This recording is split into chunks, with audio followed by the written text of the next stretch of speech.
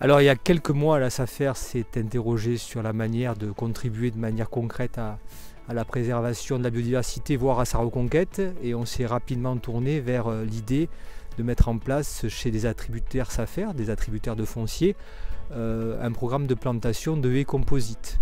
On s'est interrogé pour trouver des porteurs de projets qui pouvaient être intéressés par la démarche. Et aujourd'hui, on se retrouve chez Valentin, qui est un jeune maraîcher que la SAFER a installé il y a quelques mois. On a tous les deux un rôle différent. Moi, je suis maraîcher et Islem, elle est éleveuse.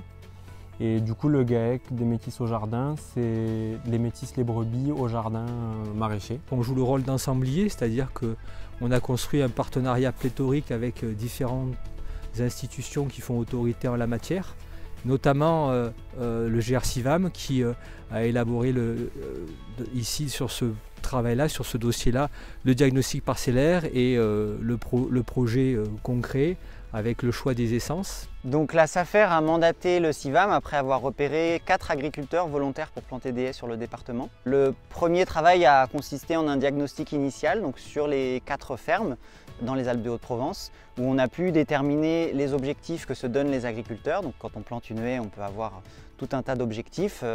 Ça peut être beaucoup chez nous des questions de haies brise-vent, des questions de biodiversité qu'on cherche à modifier, augmenter sur la ferme, des questions de haies anti-dérive par rapport aux produits phytosanitaires qu'on a beaucoup.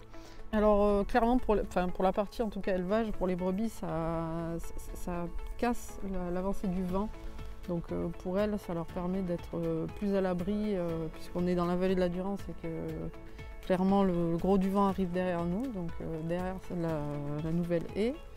Et pour la diversification de la biodiversité aussi, pour les oiseaux, parce qu'on a des campagnols, donc il y a beaucoup d'oiseaux qui se perchent pour pouvoir les chasser et donc faire revenir un peu tout ça ici. Et donc suite à ce premier diagnostic, l'accompagnement s'est traduit par concrètement le choix des espèces, l'agencement des espèces végétales, le choix des paillages, le choix des protections et la coordination avec le pépiniériste. Le conseil d'administration de la SAFER PACA a décidé d'allouer une enveloppe globale à l'échelle régionale de 60 000 € pour lancer les projets. L'esprit de la SAFER, c'est de contribuer à hauteur de 80%, sachant que l'exploitant prendra en charge la différence.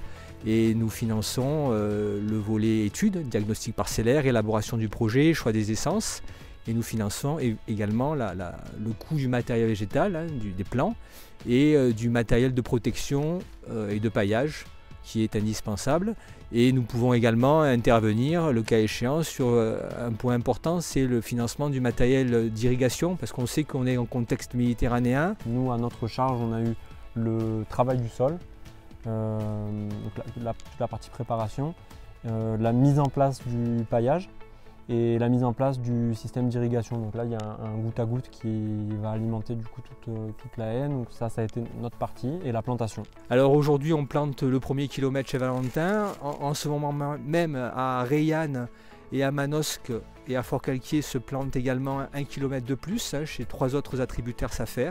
Ça, c'est la première étape, les 4 premiers projets dans le Luberon, dans les Alpes de Haute-Provence. Mais la SAFER a constituer une équipe de choc à l'échelle régionale avec des référents par département qui sont chargés de déployer le même programme à l'échelle régionale. On croule plutôt sur les demandes, donc il y a beaucoup de répondants et c'est plutôt une bonne chose.